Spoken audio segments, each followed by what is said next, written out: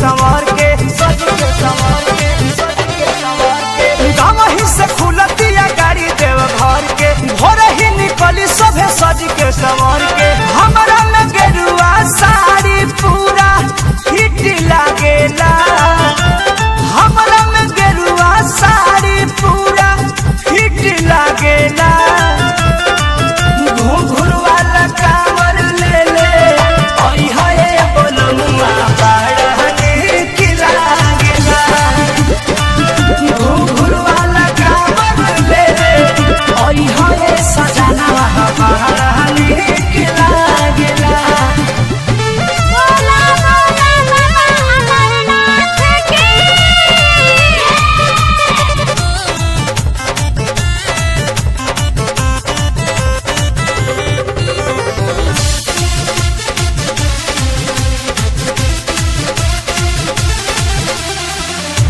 आवतिया दीदी जो जाई संगे बाबा धाम जी रौरो चली बाद मेरो पाई गावे धान जी पाई गावे धान।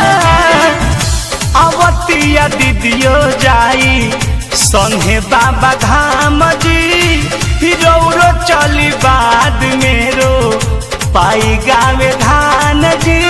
बाबा के दर्शन बिना सब कुछ बिक लागेला बाबा के दर्शन बिना सब कुछ बिक लागेला घुंघरू वाला कांवर ले ले ओई होए सजनवा बड़ा नीक लागेला घुंघरू वाला कांवर लेके ओई होए सजनवा बड़ा नीक लागेला।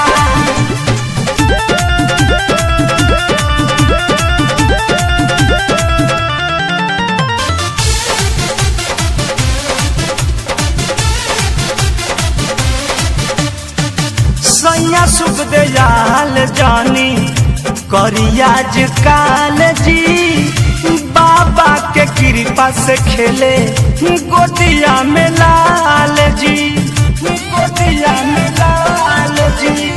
सैया सुख दयाल जानी करियाज काल जी बाबा के कृपा से खेले गोदिया में लाल जी।